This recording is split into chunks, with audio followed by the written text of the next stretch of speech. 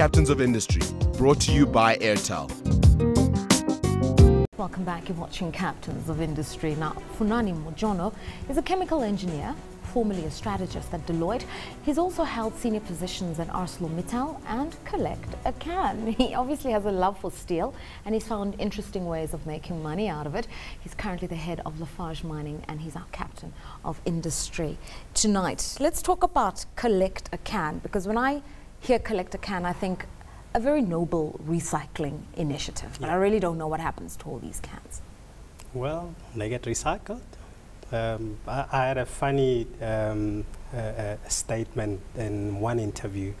I was asked, where do we take these cans? Exactly. And I said, everywhere where they can melt them back into steel. And for strange reason, there was an appetite in India, and this guy said, Is there a possibility that when I drive a Tata, I could be driving one made out of cans? There's always a possibility. But definitely a noble exercise. I think it's played an extensive role in particularly driving awareness when it comes to littering, when it comes to recycling.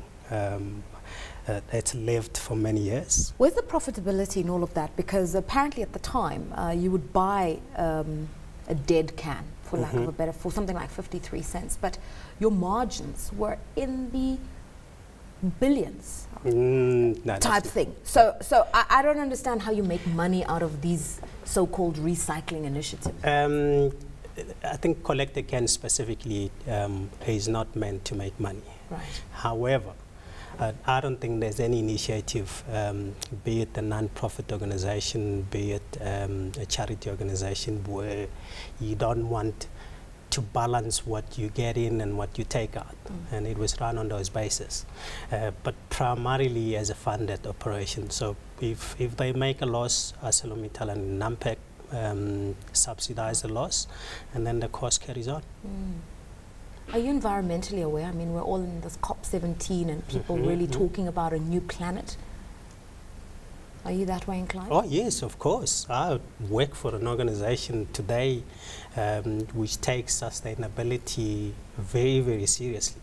And environmental management, operating responsibly and making sure that what we dig out of the ground, we find a way to rehabilitate those infrastructures is truly what we do. And personally, I recycle in my own home. I didn't stop when I left Collect a Can. Outside of this history at Arcelormittal, Collect a Can, and now at Lafarge, there are other things that move you, like golf, for instance. And so many captains come here, and that's what they do. It's sort of golf where the networking happens. I don't understand the relationship between corporate leadership and golf. Look, when I started golf, the primary reason was to build a network. I must be honest, I was overly disappointed. However, it's a sport. Some say it's not a sport, where you get to unwind. Very often when I've played a bad round and I look at the beautiful fairway, I really feel rejuvenated. It's almost like I've been to a spa, which I would imagine you do. So it's a way to unwind. It's not the same experience. It's a way to unwind, a way to forget about my BlackBerry, a way to forget about the office and just see nature. But what is it about it? You know, I often say this, my father's an avid golfer and my mother always complains about being a grass widow because she finds it a very selfish sport. He's playing against himself. He can be there all day, 7 days of the week. Forget that there's a world he actually lives in. Well, the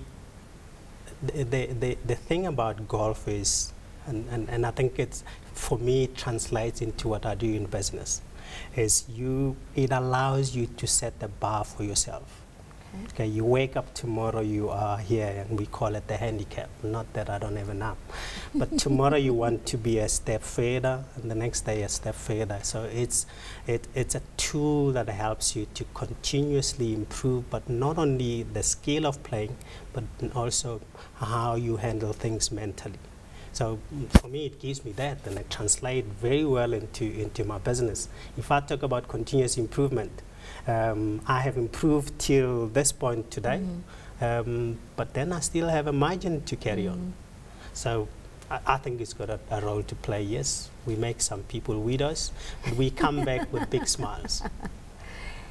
Your daughter also puts a very big smile on your face. Absolutely. Why is that? Long story, but my daughter was a 24 months prem, 700 grams in weight, and she stayed in hospital for about 7 to 8 months.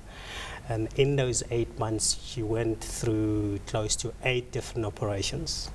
There were definitely times where we gave up, and we would sit at home and expect a call that, listen guys, and the little girl which is pop up and carry on. And today she's normal, bit challenged with cerebral palsy. But my goodness, when she smiles at you, that smile lives with you for a long time. Yeah. You're the second captain who's been here, who's been inspired by a child who's had some sort of an illness and having to overcome. And it humbles you. And it also forces you to find within your repository a strength that you didn't know you had. Absolutely. What was the lesson you learned about yourself from this experience? Firstly, not that I wasn't patient, but my wife is not patient. So I think it played 2 parts. One is it allows me to dig deep. I always dig deep in terms of what I do outside my home, the work I do. But I never knew how deep I could dig in when I'm at home. So I really had to dig deep in terms of finding strength, in terms of finding hope. And more importantly, start looking at the future in a different light. You know, you start wondering, you know, how is this little girl going to live tomorrow? You know, what can I put in place? But the most important thing is patience. They take long to grow. They don't eat actively, and the number of therapies they go through and the improvement you see are very, very marginal. But every time you see something small that they can do for that day, you say, wow. So and has her life and reflecting on her life shaped you to be a better kind of a business leader? Absolutely. I think I care a lot more. I've always cared, but I always had the businessman in me where I'd say, well, at the end of the day, there's business to run. Why should I be worried about that individual or that individual?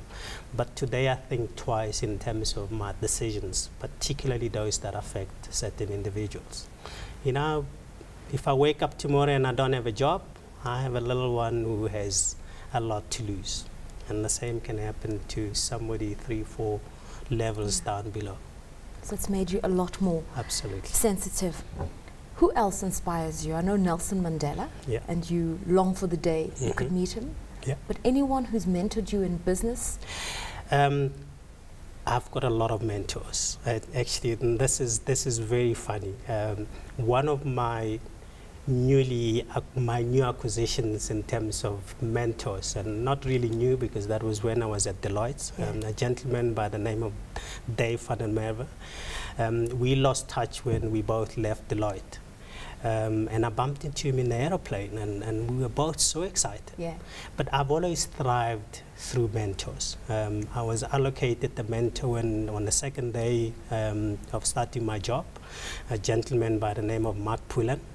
We still talk today. Every time I have a decision to make and he has a decision, today we're in a position where we mentor each other because I've also grown significantly.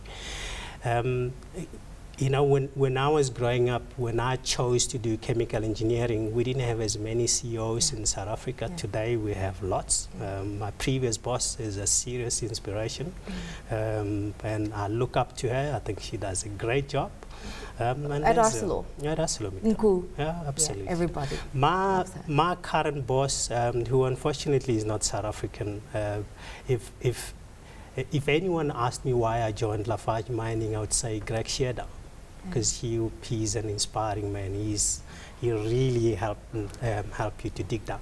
I think the one guy that I shouldn't forget, he's no longer with us, is a gentleman by the name of Eric Heine.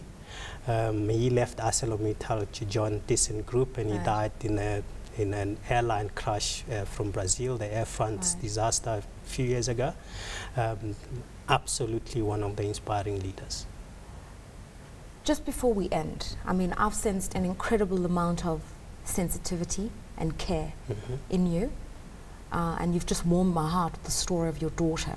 So I would describe you as emotionally intelligent, EQ, and sensitive. I hope so. How would you like people to describe you as you begin this very exciting journey at Lafarge? How would you like people to say, Funani Mojono, this is what he represents? Yeah. Look, I think firstly I would like to be seen as having made a big contribution, and I think I'm still young enough to make an even bigger contribution in the industry. I still aspire to run one of the biggest blue chip companies, but I want to pull people with me as I grow. I want to wake up one day and say, you see that young man or that young lady? Yeah. I was part of his growth, because that's what happened to me. I don't know if these guys that I mentioned look at me that way, but I certainly would encourage them to, and I would like to do that. And I think, but lastly is this country has got challenges. We've got poverty, we've got issues with education. I would like to have an opportunity to set up something that will help the government in fighting those challenges. Okay, we'll follow it up and see how far you've come along. Funani Mojono, who is the CEO of Lafarge Mining, incredible sensitivity, incredible love for people, very emotional in the way in which he views his leadership and his role within the broader society. Soft-spoken but very, very strong, the newly appointed CEO of Lafarge Mining, our captain of industry tonight.